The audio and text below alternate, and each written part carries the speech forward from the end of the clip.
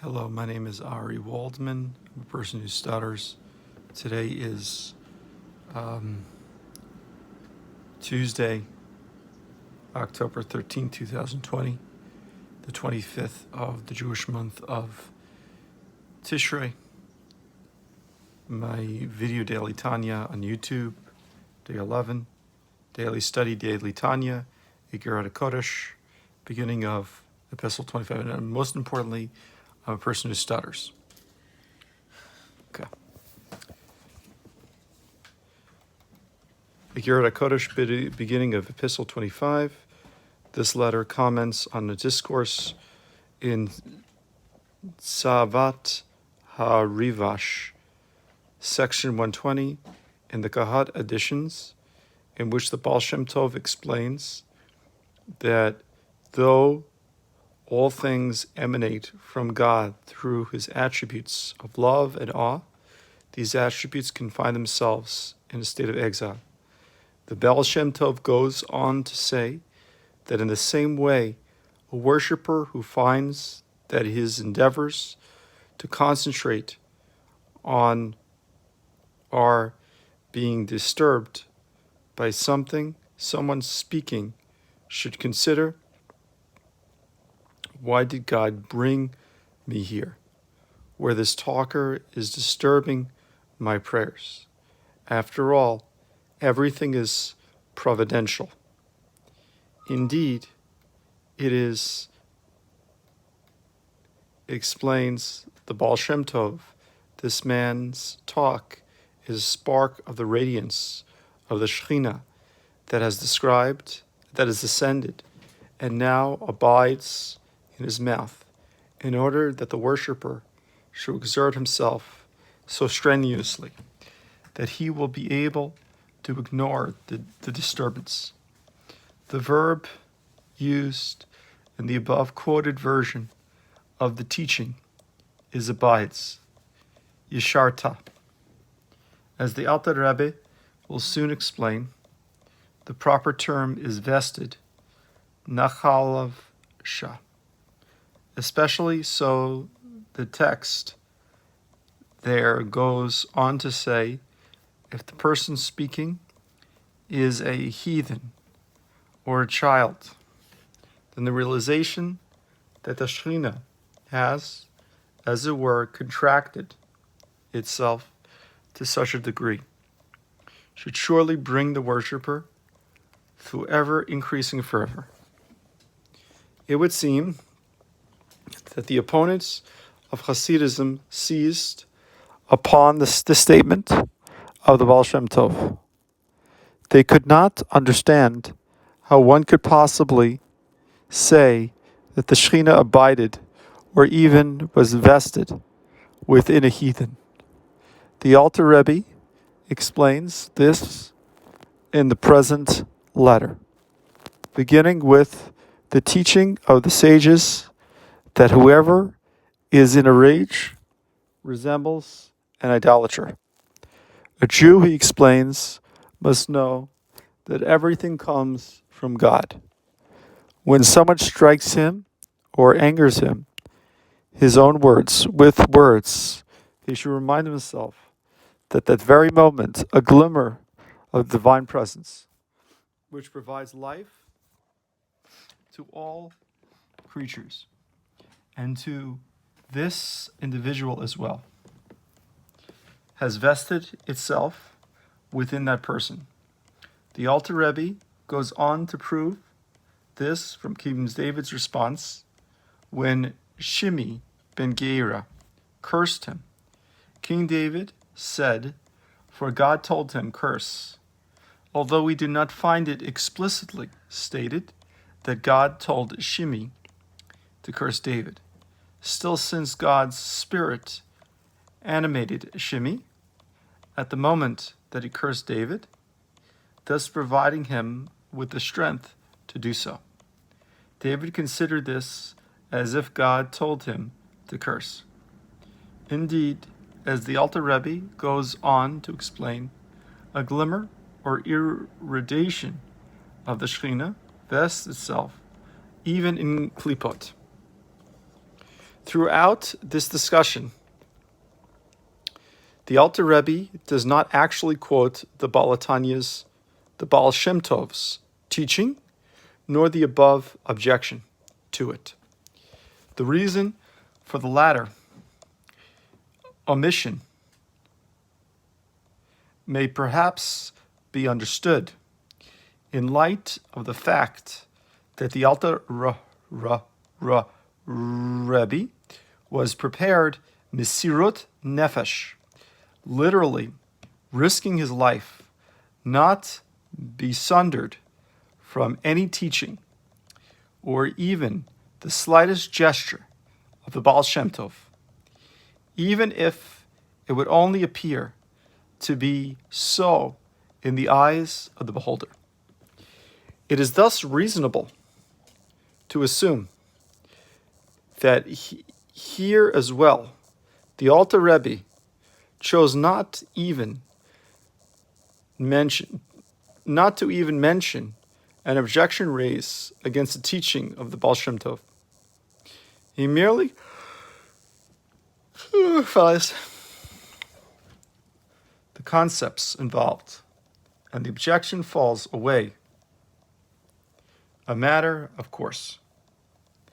Lehavin Amri Bina, to comprehend the words of understanding, i.e. the words of Torah. Masha Katuv B'Sefer Hanikra Avad Rivash, stated in the book called Tzavat Rivash, the Testament of the Baal Shem Tov. Hagam Shebe'emet Eina Tzayato Klal V'lo Tziva Klal Livnei Paturato. Though, in fact, it is not at all his will or testament, and he did not ordain anything before his passing, Rakhem Likute Amurotav Hatahorot. They, i.e. the teachings in this book, are merely gleanings of his pure sayings. The adjective pure recalls the phrase in the morning blessings, Mehorahi, that describes the pristine purity of a soul before it descends from the world of Atzilut. Likewise, the verse, Ke'etzem ha'shamai letor, as pure as the very heavens, Shelaktu likute batar likute, that were gathered as compilations after compilations, v'lo yadu lekevan halashon al mitchunato,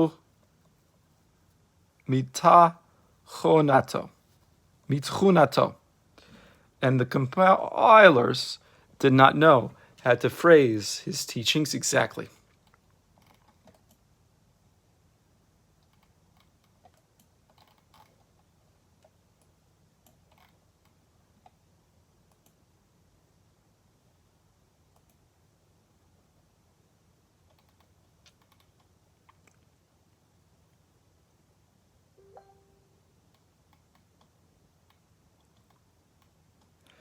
From the Baal Shem Tov, for the Baal Shem Tov used to speak Yiddish, and the teachings in Tzavat HaRivash are recorded in Hebrew. Ach mikevan, hu emet lamita. The connotation, however, of the teachings is absolutely true.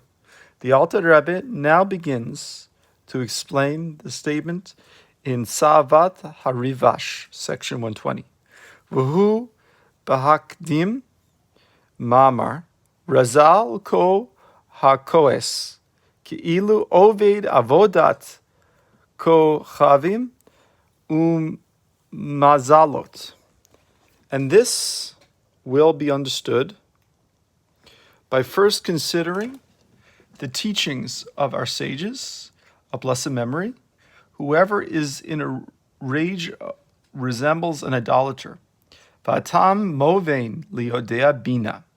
The reason for this is clear to those who know and understanding.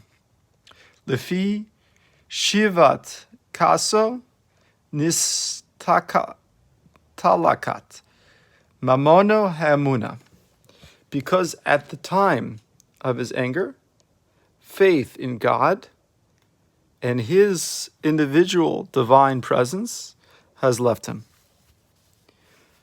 For were he to believe that what happened to him was God's doing, he would not be angry at all. V'af shebein Adam shehu baal bechira miklalo o mekohen ma kahu o mazik mamono. True,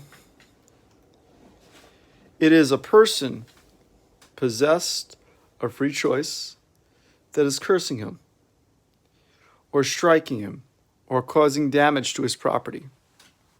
Umitchayev b'dine b'dayane adam uv'dayane shamayim al roa b'chirato, and therefore guilty according to the laws of man and the laws of heavens for his evil choice. The perpetrator, for his part, cannot plead innocence on the grounds that it is merely an instrument in the hands of the divine providence. Af pi kain al ha nizak kavar nigzar mina hashamayim. Nevertheless, as regards the person harmed, this incident was already decreed in heaven. V'harbe shluchim lamakom, and God has many agents through whom he can act. Hence, even if the offending party had chosen otherwise, the incident would have befallen the victim in any case. This discussion recalls the teaching of the Mechilta cited by Rashi on the verse V'halokim ana lidan, and God caused it to happen to him. For to such a case, the Mechilta applies the verse, from evildoers there emerges evil. This means that though it was decreed from above that someone should sustain an injury, God brings it about that a particular person should inflict it.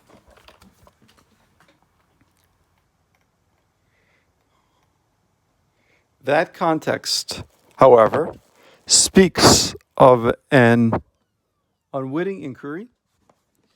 In the case of potentially willful offender, if instead of choosing freely to act in an evil manner, he chose to do otherwise, the event would still have occurred. For God has many agents, as quoted above. At any rate, it is thus clear that the victim has no cause to be angry with the offender, for the true cause of the offense was not to him, but a heavenly decree. The Alter Rebbe now takes this one step further. Not only does the heavenly decree give the offender an undefined potential to do harm, but moreover, the particular thought to do it and the power to do it all come from God at the same time. Since man has freedom of choice, he can, of course, choose to reject such a thought and refrain from doing such a deed.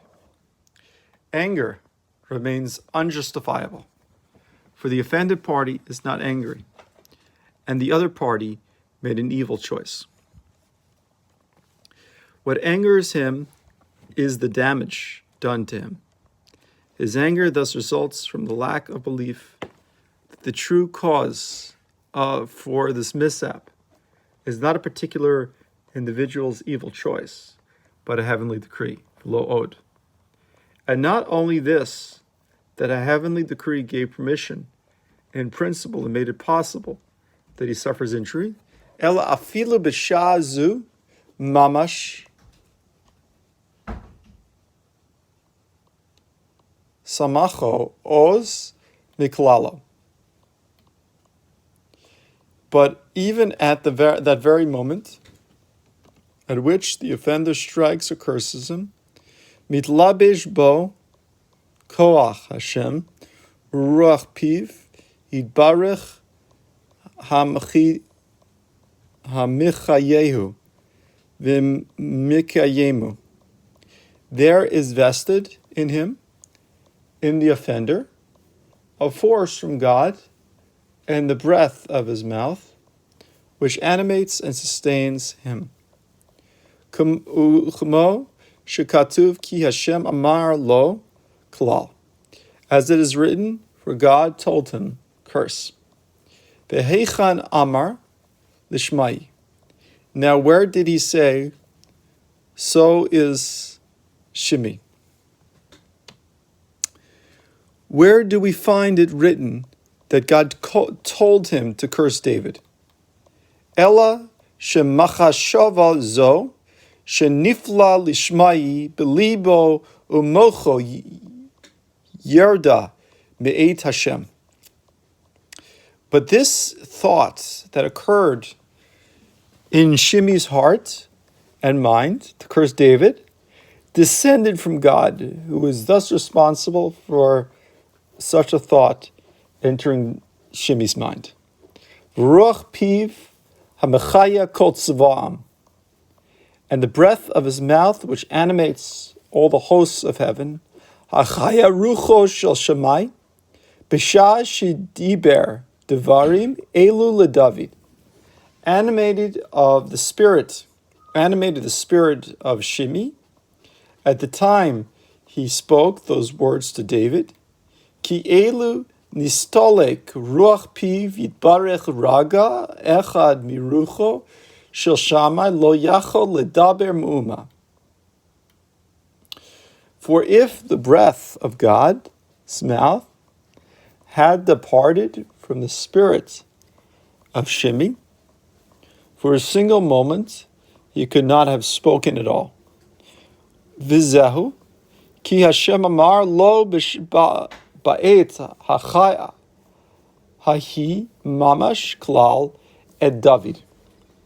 And this is the meaning, and that is the meaning of the statement. For God told him at the very moment when Shimi was speaking these words, curse David, i.e. God did so by providing Shimi at the time with life and the power of speech. Umi ye'amar lo v'gomer. And who shall say to him, why did you say so?